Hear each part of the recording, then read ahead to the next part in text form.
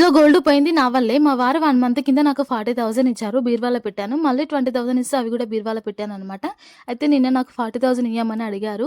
అసలు 40,000 ఎప్పుడిచ్చారు అని అడిగాను. నాకు మతిమరుపు గదా! మర్చిపోయి అడిగాననమాట. ఇక మా వారు సీరియస్ అయ్యేసరికి నేను బీరువాలో ఉన్న బట్టలన్నీ కింద పడేసి చాలా సేపు వెతికేసరికి అవి మూలన పడున్నాయి. టైం గడ్ బతికిపోయినా జర సేపులో చెమటలు పట్టినాయనమాట. ఇక మా అమ్మ నా కోసం గోల్డ్ సర్ప్రైజ్ చేసింది. సర్జరీకి ఒక రోజు ముందు గోల్డ్ గుండ్లు అలాగే అమ్మవారిది లక్ష్మీదేవి లాకెట్ బిల్ల ఇచ్చిందనమాట.